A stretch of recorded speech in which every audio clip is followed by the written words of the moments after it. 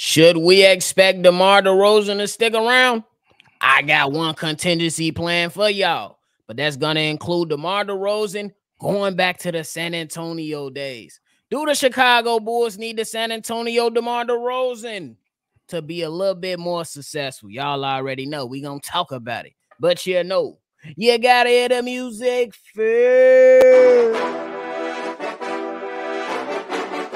Cognac. Gang.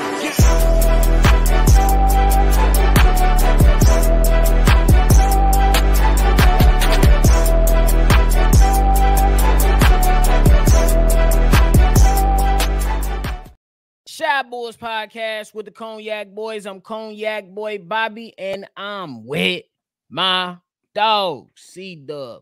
How you doing, boy? GTA 6 trailer came out today. They talking about 2025. What? They played y'all? Ain't no way. If you like what you're listening to today, hit the like button, subscribe to the channel, and shake that notification bell so every time we drop, you be one of the first ones to know. Now, look, we know that the Chicago Bulls, they've been out with a couple games without Zach LaVine. And in that first game, the scrappy young Bulls was able to pull off a victory against the Milwaukee Bucks. Then DeMar DeRozan returned in the last game against the Pelicans, and my guy had 24 and 10 assists. CDubb, we know what the man was able to do under the tutelage of Greg Popovich in San Antonio. Is that the version that the Chicago Bulls need if DeMar DeRozan want to stick around a little bit longer? I must say that's the only version of the Chicago of DeMar DeRozan that Chicago Bulls need. If you look throughout his career, he was the #1 option for the Toronto Raptors, and we all know what happened with that, with LeBron James taking control of that. But I think his most efficient years, discounting that, you know, those first couple years with the Chicago Bulls, it was his most efficient 3 years of his career.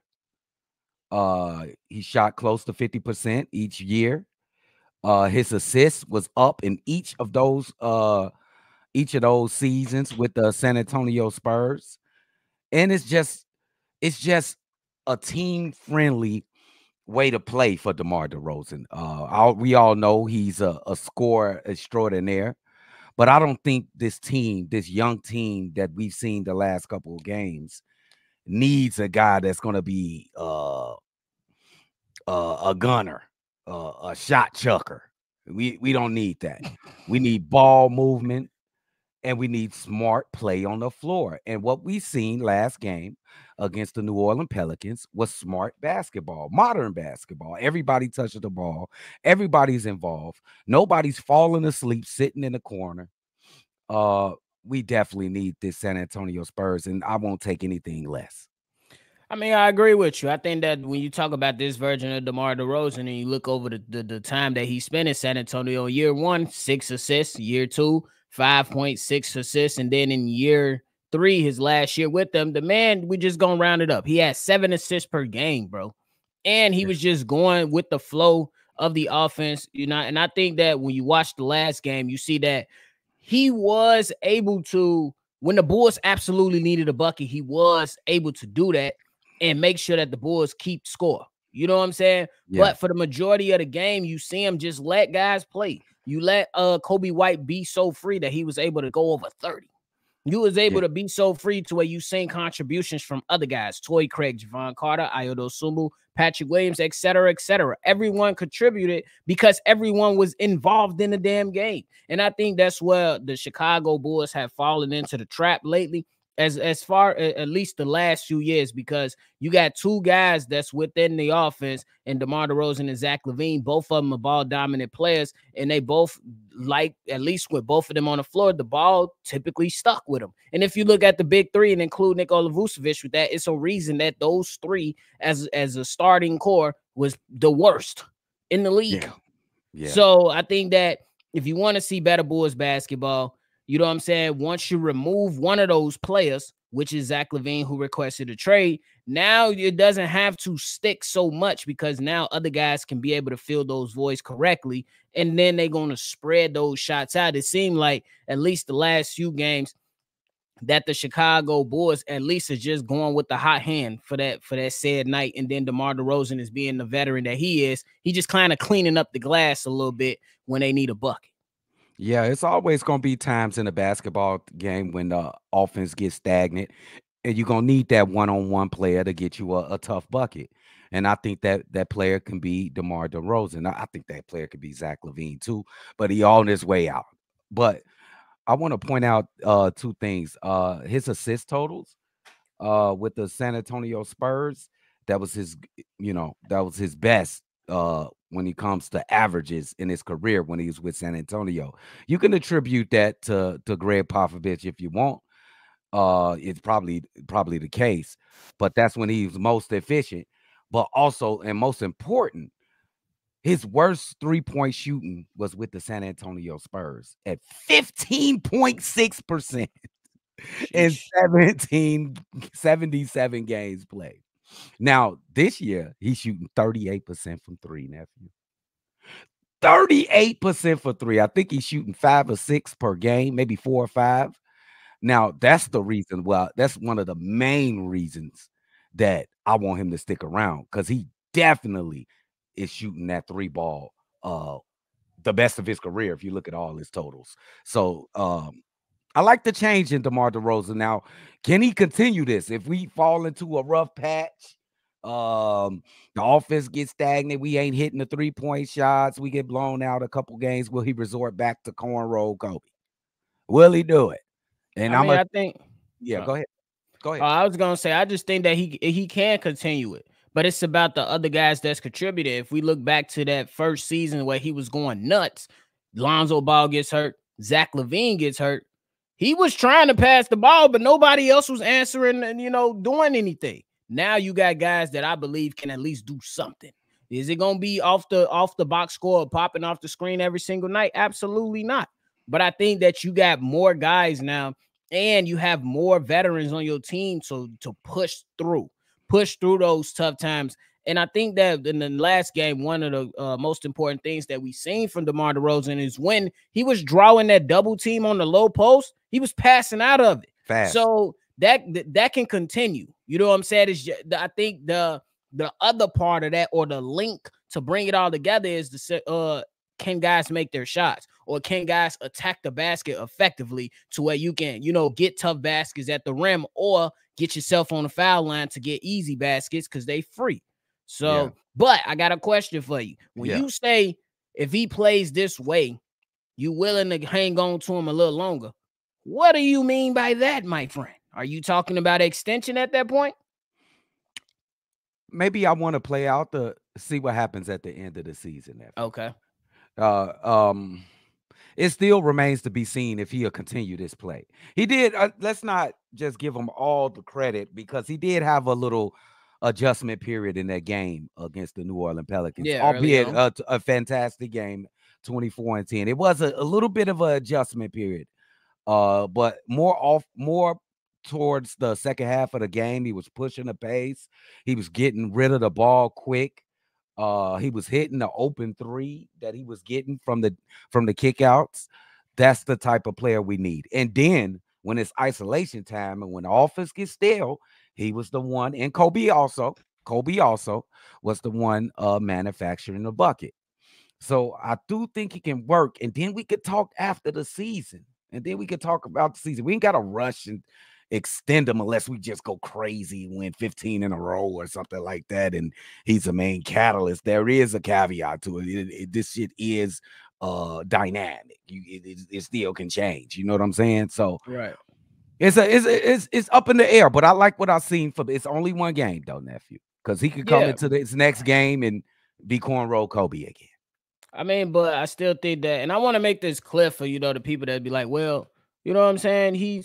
You could lose him for nothing. Obviously, you can, but when the front office says that, hey, we don't want to rebuild, we still want to be in competition, you can imagine that the only person they really trying to move is Zach LaVine, especially when they came out and their words were, we want to move Zach LaVine first and then see what our roster looks like. So that, in my mind, tells me they don't want to blow it all up right away. And there's still also things that you have to consider of what DeMar DeRozan has brought to the team. He has brought leadership. He Yep. has brought mentorship. He has Yep. brought consistent play. Even Yep. during the injuries, he might miss a game or two, but he's right back on the floor and he's virtually the same player. The numbers might drop a little bit, but he's still the same player. He ain't changed much. But I will say, like, we really gotta look at for what and listen to what the front office is saying. So I just wanted to preface that to the people that may be listening, because they might say, well, hell, just blow it all up and you can't lose it for nothing. But look, we could put out all the fillers and all the emotions that we want to put out there, but the front office already said that they still want to compete and they want to move Zach LaVine before they try to move anybody else. Yeah, and they're in control. They got the controller. So whatever they want to do, whatever plan they going through, Jerry, he ain't got no hand in it. He don't give a damn. He just worried about what's going into his bank account. So it's all about those guys. What do they got planned? And I'm sure pride and ego is in the way. We gonna make this thing work. Now they see their young kids that they got, and they starting to form and starting to become players. They starting to feel themselves a little bit. Yeah. They like, wait, this could work. This could work. But it's still a small sample size. I think DeMar has a chance to stay with this team. It's just the point, can he continue to play this certain way? Because this is the only way I think this team can be successful. Because the other way of ISO ball is just not going to work. It's not. Yeah, it's not gonna work. I will say in San Antonio, when you go back and watch the film, that man wasn't jogging up the damn court. What jogging? He was younger though. He was know younger. I know that he was like what 4 years younger now. Yeah, he was 5 years younger. So I get that, but at the same time, I still be like, hey, I would say, if you're not going to try to push the pace hard, since he has that age now, at least try to get in tune with an outlet pass. You know what I'm saying? Let's at least push that ball up. And I think that's gonna come over time, because we seen, like we just said, we pointed out it only being one game, really. You know what I'm saying? But I do believe that he's very, very capable of doing it, because we all know. I do think that Zach LaVine is the better player, but when we talk about IQ, DeMar DeRozan is head and shoulders over him. So I think that DeMar DeRozan, his game adjusts more correctly for what the Bulls believe, what they believe, and what they have, as far as Kobe White and the other young guys. Yeah, and then when it comes to that, I'm glad you brought that up. That Zach LaVine is the better player, and I do think that Zach LaVine, this might be unpopular, I think he would be a better player the way they playing right now. He would be the better player between DeMar DeRozan and himself. But Zach is already checked out, so I think DeMar he's not a bad second choice to go with. He's been over 20 points per game for the last 11 years. He's going to continue to be over 20 points per game because he's a professional scorer. He just needs to play in a different way. And I think, and he's already done it with the San Antonio Spurs. I just think he could be more effective because of the 3-point percentage at 38%. Wow. It ain't like I think that's the biggest thing. What can add to it was that 38% that was going for the three. I asked for more threes. I didn't say go out and go average 7, 8, 9 attempts per game. Give me 3 to 5 attempts per game, just to let the other team know, like, if you give it to him, he's gonna take it. And if you've seen in the last game, he actually made some threes. He made 2 out of 4. He made 2 out of 4. So that was still pretty damn good. So I'm all on board for it. But if all things considered, with keeping DeMar DeRozan, if he can establish this, do you see the Chicago Bulls? What is their ceiling? What is the Chicago Bulls ceiling? Wow. At least for this, because obviously it's not changing. Can we do it for for the next week or for the next? Because I want to go too far. I'm with you on that. I don't even want to think. I'm with you on that. 7 and 14 or something like that. We can't think about. We can't be thinking about too far. We can't think about April. We can't think about April and May. So next 10 games, if we can win, and this is kind of pushing it too. 6 out of 10, 7 out of 10. I think that's fair though, because I was gonna say if they can go 6 and 4 out of the next 10 games with this, you got to start looking at You know what I'm saying? You got to start looking at the situation for what it really is. I'm Yeah. gonna go out on a limb and say, hey, right now it's looking all right. You know what I'm Yeah. saying? With the minus Zach. And the last point regarding Zach, I believe that he can be solid in this within the flow of all this, but it's not gonna be with DeMar DeRozan It can't be on the with both. team.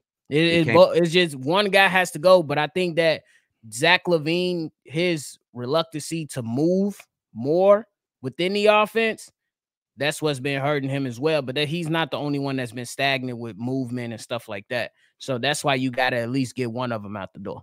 And that's so sickening because his first step is so crazy. You seen when Lonzo Ball was playing with him, he was back cutting the shit out of teams. He can definitely cut to the basket. You know he can spot up. He's one of the most deadly spot up shooters in the NBA. It's just a shame that I think he just made a awful calculation. I just think he just made an awful calculation. I think he requested the trade too fast. Oh, Maybe you it say he was wasn't too premature. yeah, a little bit premature, nephew, because I think he just looking now and he like, he gotta be salty, nephew. He gotta be a little salty. Y'all doing this without Look me. mad happy on the bench. That's fake as hell. You know, it's fake. He's acting. He gotta be like, damn, y'all can't do this with me. You can do this with me out there, or you know what I'm saying? Because that's basically why he asking for a trade. A lot of people say Billy Donovan. But I would say Billy is one. I would say Billy is one, but it's not the only thing. It ain't the only thing. It's the play on the flow. You know what I'm saying? It's the play I would on the argue flow. that he's a major contributor to that, though. Absolutely, he is. It's absolutely he's involved. He touched the ball the most of the time. I don't think so. I'm gonna disagree with that, nephew. He don't Who touched the ball more than Zach LaVine? DeMar, Kobe. They have more. I bet you Kobe they have deferred a to the better man all ball the usage. time. I bet you they have a bigger usage rate than Zach LaVine. I would bet that. I wouldn't. You wouldn't? I would give it to if DeMar's over him, Zach LaVine is 2. Okay. I would bet that Kobe is 2 and Zach is 3. That's Hell what I would bet. no. I would bet. Wait, hold on. How much time we got on here? Oh, bro. You talking about some hell no. I would not look at that as being I would not look at Zach LaVine as being that guy. Yeah, the guy, like I said, yeah. The DeMar DeRozan usage rate this season is 25.8. Zach LaVine is 25.7. And then Vooch is after that. Holy fuck. What's Kobe? Kobe White is 4th. No, he's 20? 5th. Who said 4th? DeMar has it. They got motherfucking Drummond listed. What? For his usage rate. Drummond is 21.0. Kobe is 20.2. Wow. So that's because of all the rebounds and stuff like that. So it's DeMar, then Zach, then Vooch, Drummond, then Kobe White, as far as usage rate. No, that's interesting. It is very interesting. You got anything left, though? No, I got nothing left. Hey, DeMar, just go back to San Antonio cornrow Kobe. That's all we need, and let's see how we rock it for the rest of the season. For real, I can't wait to see the game on Wednesday night. So yeah. Wednesday night against the Hornets, we're gonna be right here live calling the game. Make sure you tune in, hit the like button, subscribe to the channel, and hit the notification bell. Make sure you hit the bell, and make sure you call in so you can be a part of one of the mailbag episodes. 773-242-9219. It's another episode of Shy Boys Podcast. I'm Bobby. That's CDubb. We're going to catch y'all on the next one for sure. Cognac. Gang.